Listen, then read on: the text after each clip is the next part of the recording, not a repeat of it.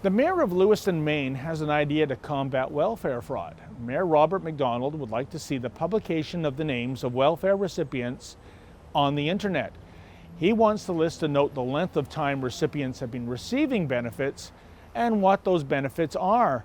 Said Mayor McDonald, quote, "The public has a right to know how its money is being spent." As well, he notes that residents receiving public assistance have been turned into a, quote, victimized protected class and are more shielded than other recipients of state benefits, such as pensioners.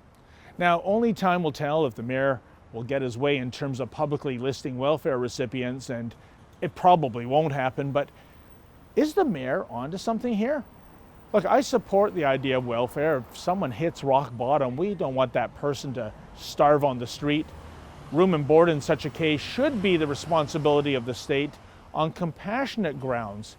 But surely this charity should be temporary until that person is back on their feet again. That was the original idea behind welfare. But in Toronto, even in years of a thriving economy, I have come across able-bodied people who simply won't work. Why?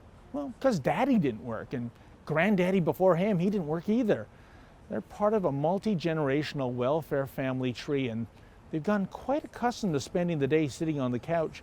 Thank you very much.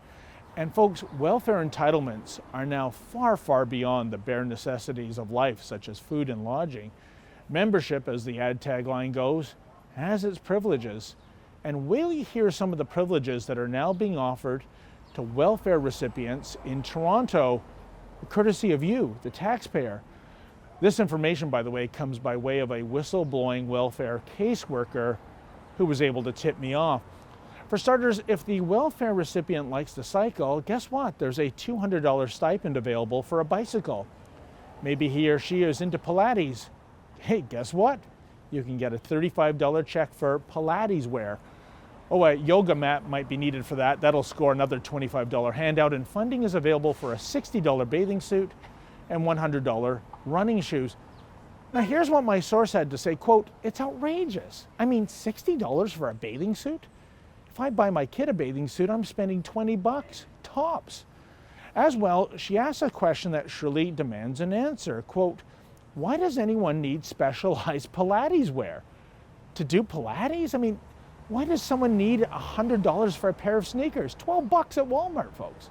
But wait, there's more. You may recall the controversy regarding special diet subsidies, which can net a family of 5 an extra $15,000 a year. A special diet recipient is entitled to a $250 a month expense if the person suffers from a legitimate medical condition that requires special food. There were 5,300 recipients in 2002. By 2007, that had soared to 31,000. Statistically improbable, i.e. that a disproportionate number of welfare recipients need special diets versus the regular population. However, a contributing factor to this uptick was surely Dr. Roland Wong, a Toronto physician who was allegedly approving any welfare recipient who asked for a special diet. A welfare recipient could claim he was simply constipated, and the good doctor would rubber stamp the top-up funding request.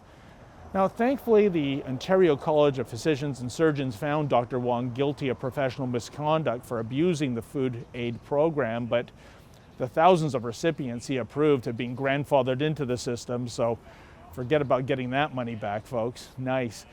Bottom line, given that social assistant recipients are receiving funds for designer bathing suits and bogus special diet allowances, something is rotten in the state of welfare. As my caseworker source put it, why should anyone leave welfare? There's no incentive.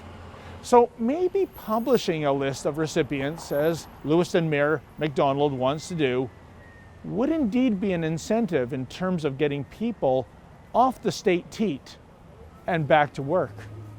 For the Rebel.Media, I'm David the Menzoid Menzies. Ow! We're building a studio. Help us out. Click here or visit buildthedream.ca.